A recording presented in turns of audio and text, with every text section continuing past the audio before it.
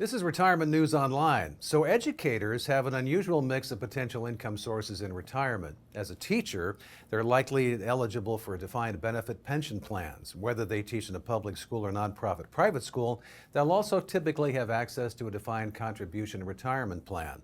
However, about 40% of teachers don't pay into the Social Security system, making them ineligible to claim benefits once they retire. Now, these variables make retirement planning for teachers unique and sometimes very challenging. My guest is Keith Spivey. He's the Regional Vice President with Appreciation Financial in Cincinnati, Ohio. And Keith, thanks for joining us. You know, it's been said that teachers don't receive the same kind of protections that private sector workers have, and they get sold a lot of junk that often have high fees and risk of market loss. Would you agree with that? I would agree with that. First and foremost, just because we see it. You know, I'm out there in the field working with many teachers, and it's unfortunate that when this market started, there were a lot of companies that really gravitated to the market and ended up writing out some really bad products, which most of those companies are either out of the 403B business or, you know, they're trying to survive. And when we get in, we actually see those products and see what's changing, what has happened, and honestly, it's really sad. And the funny thing about it is, when we're looking at products to help teachers with, and we run into those products, those carriers they're nowhere to be found, and that's what's sad about our industry. The other sad thing is, you know, people don't know how their pensions work, and that's what we do. We want to serve the communities that we work in, and I can tell you that from doing this for the years I've been here, it's been amazing to be able to work and get the referrals and build my book of business and create that opportunity to get the referrals within the companies. And it's just being creative. You know, teachers, they don't want to worry about their 403B. They don't want to worry about their 457. They don't want to worry about their pension. And let's be honest, the pension statement is easy to read, but they just want someone to show them how to do it. And that's what we provide. Teachers are often blindsided upon retirement with a 30% income gap on average. Why does that happen, and how can you help them?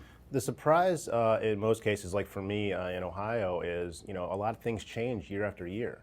It used to be in my particular area where I work mostly that it was an average of 3 years, and you could retire with 35 years at any age. After the next couple of years, it's going to be 60 years old before you can even draw from your pension. And you have to have 35 years to get the unreduced benefit, right? So it's going to be a challenge for teachers to hear that. And my job isn't necessarily to let them tell me when they want to retire.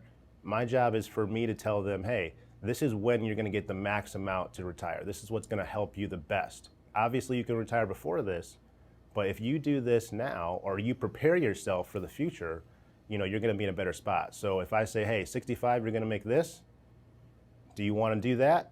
Keith, I can't do that. Okay, great. This is the next option. But keep in mind, you're leaving 40% on the table in some cases from what I'm seeing.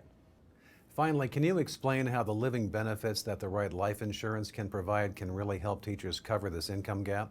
Oh man, I love this question. So real life stories. I've had, you know, clients pass, and a lot of people in our industry or in our company haven't seen that yet, but it happens. And living benefits, for example, I have a teacher in one of my districts who was told she was going to die 5 years ago. She had living benefits and she cashed them in and it was paid out. And we started taking care of things for her and doing things, but lo and behold, 5 years later, she's still alive. Had doctors, medical health things, and that's where living benefits come into play. And I really got to experience how that helps clients. Living benefits are so important, and there's not enough people that are talking about it. And really the funny thing about them is the cost is really minimal to what the coverage is, whether it's traditional or the new plans like we have. So it's great to really offer people that opportunity to not only get cash while they're still living, but also to be prepared for the final expenses as well.